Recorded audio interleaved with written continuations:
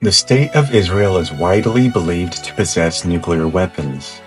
Estimates of Israel's stockpile range between 90 and 400 nuclear warheads, and the country is believed to possess the ability to deliver them in several methods, including by aircraft, submarine-launched cruise missiles, and via the Jericho series of intermediate to intercontinental range ballistic missiles.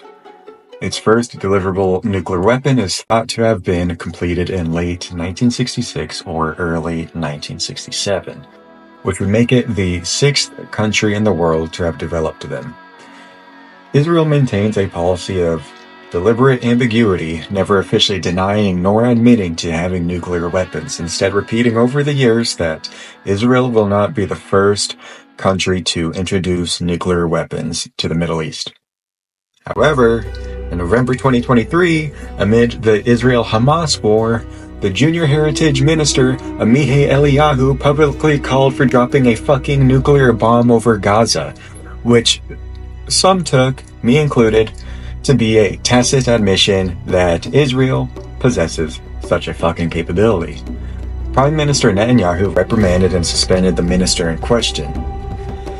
Israel has not signed the Treaty on the Non-Proliferation of Nuclear Weapons, also known as the NPT, despite international pressure to do so.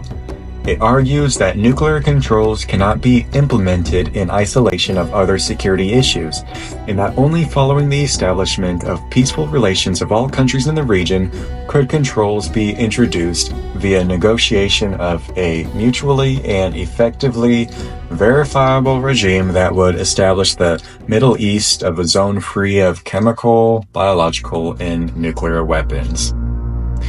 Additionally, comments by Prime Minister Yair Lapid in 2012, referring to the ability of other capabilities to keep us alive as long as we and our children are here, has been interpreted as a reference to the need to retain nuclear weapons in Israel. Additionally, Israel developed the Begin Doctrine of counter-proliferation and preventative strikes, denying other regional actors the ability to acquire their own nuclear weapons.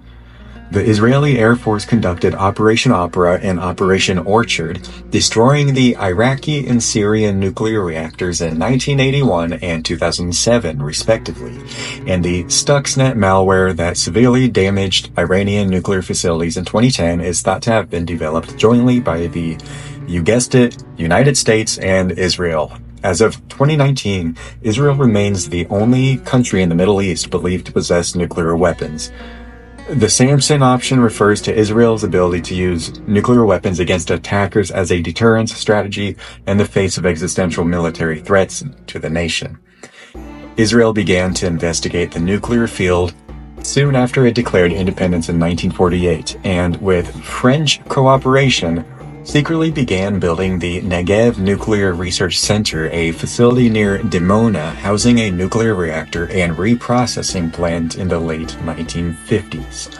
The first extensive details of the weapons program came on October 5th, 1986, with media coverage of revelations from Mordechai Vanunu, a technician formerly employed at the center. Vanunu was soon kidnapped by the Mossad and brought back to Israel, where he was sentenced to 18 years in prison for treason and espionage.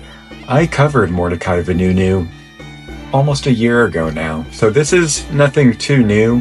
If you looked into Mordechai back when I first uploaded about him, you should know about this.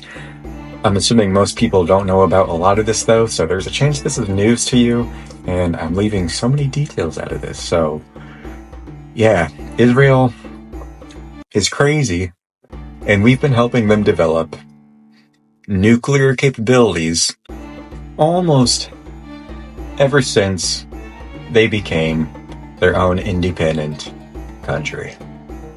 Almost since the beginning of Israel. So, yeah, that's something to think about and keep you awake at night. You're welcome.